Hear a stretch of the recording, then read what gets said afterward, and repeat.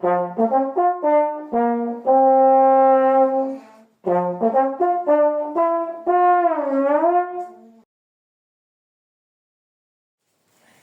à tous et à toutes et bienvenue sur Trombone Passion. Alors aujourd'hui on va faire une petite vidéo sur ma boîte à outils.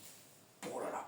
Alors, on va essayer avec des éléments simples de pouvoir progresser au trombone. Donc j'ai pris des éléments de la vie de tous les jours, il y a plein de choses que vous pouvez faire chez vous, il y a d'autres choses qui sont un peu spécifiques, mais ça on verra. On va commencer par le très simple. Hop, la ceinture. Alors pourquoi faire la ceinture? Pour essayer de bien sentir son air. Vous la mettez sur le ventre, à peu près 3 cm en dessous du nombril. Vous voyez, mon nombril est là, 3 cm. Et du coup, quand vous jouez, ça va vous permettre de respirer en bas. Parce que vous sentez la ceinture, donc vous respirez au niveau de la ceinture. Vous devez la sentir sur votre ventre.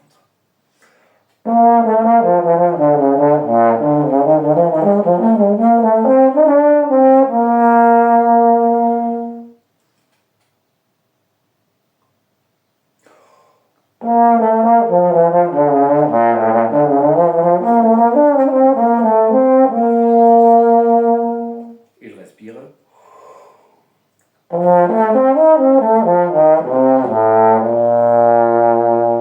Oui, ça permet vraiment à chaque fois de bien sentir l'air qui vient en bas.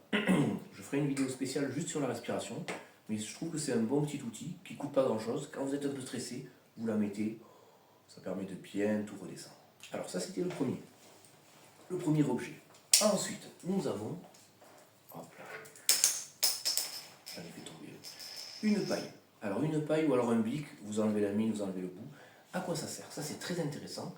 Ça va servir quand vous travaillez le buzz à faire que la pression sous- et sus-glottique soit égale, soit équivalente. Donc du coup, on le met comme ça et on joue.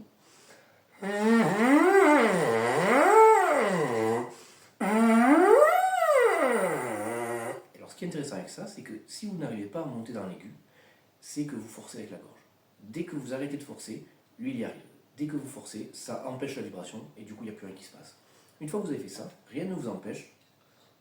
Vous l'attachez bien dans l'embouchure pour ne pas avoir à le retrouver en bas. Et on fait pareil.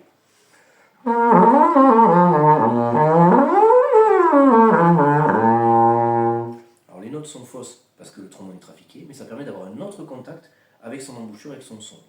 Le fait aussi qu'il y ait ce tuyau-là, ça permet que l'air revienne plus vite, comme si on avait une toute petite perce, et du coup de moins appuyer parce qu'on sent comme une espèce de coussin entre l'embouchure et les lèvres. Donc ça c'est vraiment quelque chose que je vous recommande pour travailler le buzz et pour travailler vraiment la sensation d'ouverture de la gorge.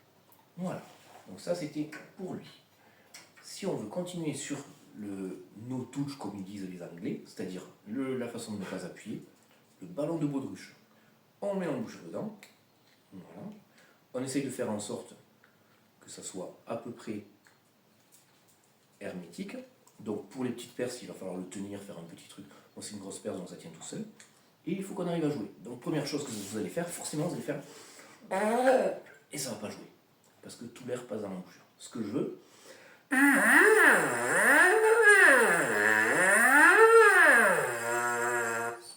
ne joue pas comme ça dans le trombone. Mais là, ça nous apprend à faire une vibration sans appuyer l'embouchure. C'est-à-dire... Et ça, je trouve ça très intéressant parce que quand vous n'avez pas le trombone, vous êtes loin de chez vous, vous pouvez quand même travailler le trombone. Les lèvres, logiquement, vous avez toujours avec. Donc, le petit travail du ballon. Hop là. Si on continue sur le masque, hop là, vous avez un petit objet que j'avais acheté sur Thomann, hop là, qui est pas mal. Alors, il y a marqué PT, je sais pas quoi. Vous savez ce truc-là, qu'on met entre les lèvres. Et après, on tire, ça oblige les muscles à bien travailler. Mais après réflexion, il suffit en fait d'un bouton avec un fil. Alors, bouton de taille différente, n'est-ce pas? Là, j'ai pris un gros bouton pour vous montrer. Hop là, vous voyez, bouton, on met un fil, avec un nœud bien sûr, et on fait pareil. On le met entre les dents et les lèvres, et on tire. Ce qui est intéressant avec le bouton, c'est que vous en avez de tailles différentes et que le fil est tellement fin que ça représente bien le flux d'air. Sur le truc, le PT, je sais pas quoi là, vu que ça c'est un peu grand, ça vous oblige à ouvrir un peu la bouche. Alors que là, ça vous laisse vraiment la bouche fermée. Et quand vous faites ça avec un tout petit bouton, vous pouvez le déplacer et ainsi voir si vous avez des problèmes de musculature d'un côté ou non. Si vous avez une petite faiblesse par exemple du côté gauche, et bien je le mets à gauche, enfin, et je tiens. Et ça m'oblige à bien travailler ce muscle-là. Et inverse de l'autre côté. Et pour savoir si on le fait bien ou pas, vous le mettez de n'importe quel côté et vous faites du buzz. Alors là, voilà. Et là, même en tirant, le buzz tient à peu près, bien sûr, au moment ça va lâcher, ça veut dire que les muscles sont bien tenus. Donc, un petit bouton, un peu de ficelle, ça coûte rien et ça permet de bien travailler le masque.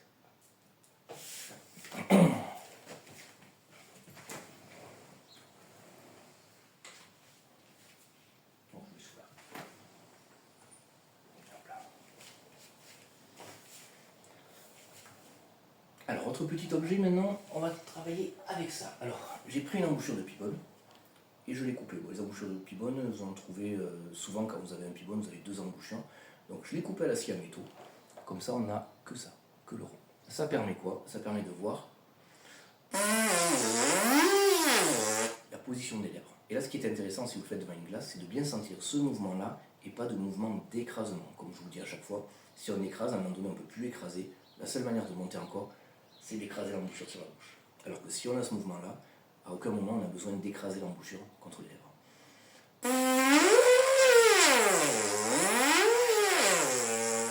Voilà. Une fois qu'on a fait ça, on a un joli buzz. Le problème, c'est que parfois on modifie sa façon de jouer quand on passe au trombone.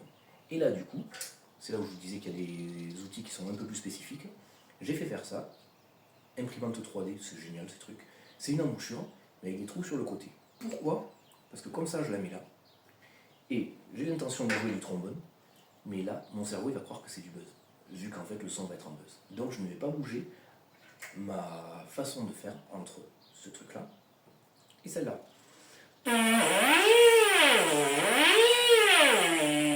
Et du coup, après, quand on passe à une embouchure normale, hop, on garde le masque bien serré. Vous voyez, ça permet de vraiment ne pas appuyer. Donc ça, c'était pour les quelques petits trucs pour travailler le masque. Et ensuite, j'ai une dernière petite chose qui peut être intéressante, c'est ça. Ça, c'est une embouchure de trompette, donc pareil, pibonne, tout ça. Souvent, quand on va dans l'aigu, on a du mal à sentir que la vibration doit se resserrer. Alors pour l'aigu, comme je vous ai dit dans d'autres vidéos, il y a trois moyens. Soit je pense la vitesse d'air qui augmente, les trois choses se passent réellement, mais il faut qu'on soit focus sur l'une des trois pour que ça débloque. Soit la vitesse d'air qui augmente, donc vous pensez...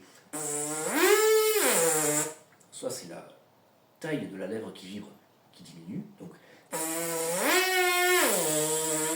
Voilà.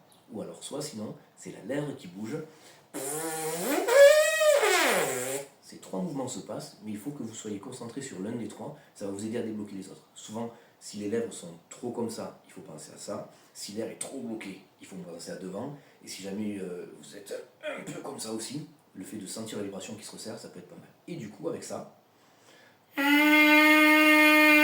resserre vachement la vibration. Et quand on repasse à notre embouchure normale,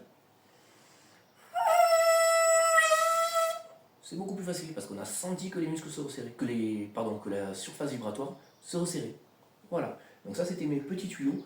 Je vous en donne un dernier, mais là, il faut avoir des potes spécialisés qui font du basson. C'est une hanche de basson. Ça, c'est très très bien, je trouve, parce que ça vous permet de regarder, de ressentir, la pression que vous avez dans l'aigu. Donc là, elle n'est pas mouillée, mais on s'en fiche. On la prend comme la prennent les bassonistes, bref. Et là, il y a deux choses qui sont très intéressantes. C'est que la première, quand je fais ça, je sens bien mon cou qui est bien ouvert et la pression dans la bouche qui se fait. Donc mon cerveau s'habitue à la pression dans la bouche. Souvent l'aigu, c'est parce que le cerveau se dit « Oh là là, il y a un problème, il y a trop de pression, je coupe ».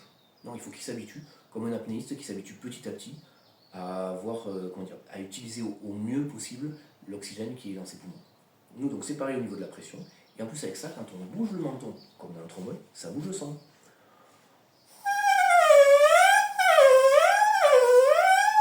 Voilà. Et du coup, après, quand on passe au trombone,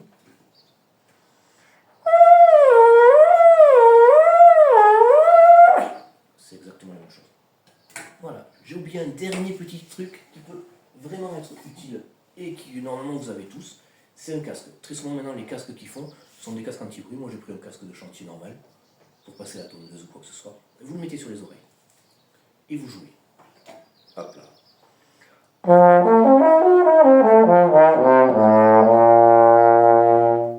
Et là, qu'est-ce qui se passe? Ça me va bien le casque. Hein. Qu'est-ce qui se passe? Ce qui se passe, c'est que vu qu'on n'entend plus le son, on est beaucoup plus dans la perception de nos sensations internes, c'est-à-dire la langue, la gorge, etc. Vous aurez plus de lien avec le son extérieur. Quand on essaye d'écouter le son extérieur, c'est trop tard. Parce que le son, il est sorti, on ne peut plus le trafiquer.